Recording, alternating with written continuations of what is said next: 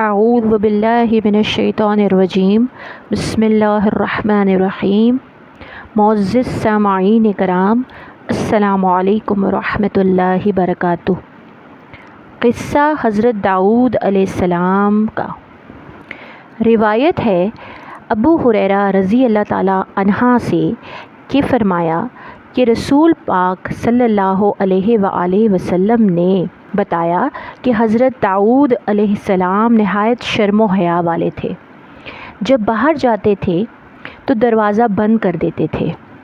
ایک دن دروازہ بند کر کے نکلے، جب واپس آئے اور دروازہ کھولا تو دیکھا کہ گھر کے اندر ایک شخص کھڑا ہے۔ آپ نے پوچھا تو کون ہے؟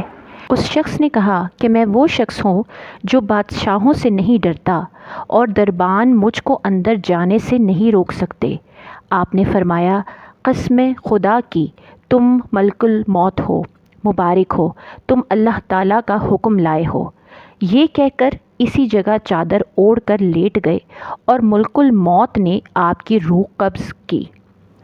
تربانی نے حسین رضی اللہ تعالیٰ عنہ سے روایت کیا کہ رسول اللہ صلی اللہ علیہ وآلہ وسلم کے پاس مرض الموت میں جبرائیل علیہ السلام حال دریافت کرنے کے لیے نازل ہوئے اور پوچھا آپ صلی اللہ علیہ وآلہ وسلم کا مزاج کیسا ہے؟ فرمایا اے جبریل، مرض کی تکلیف زیادہ ہے۔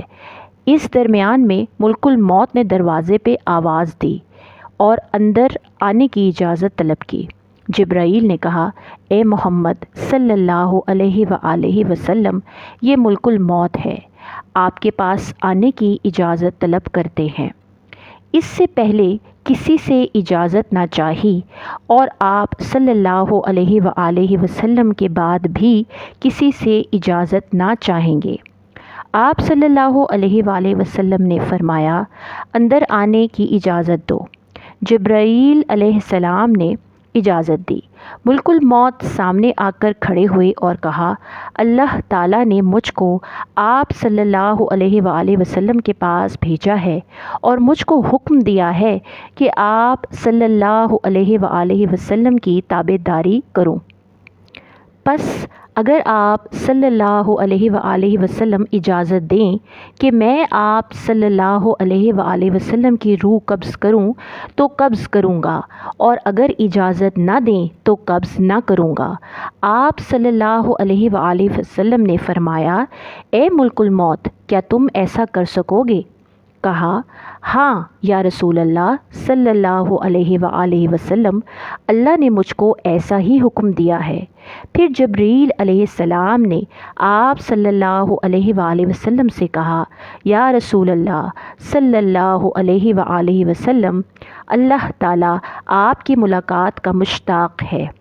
پس فرمایا رسول اللہ صلی اللہ علیہ وآلہ وسلم نے اے ملک الموت، اللہ کے حکم کی تعمیل کرو۔ ملک الموت نے آپ صلی اللہ علیہ وآلہ وسلم کی روح قبض کی۔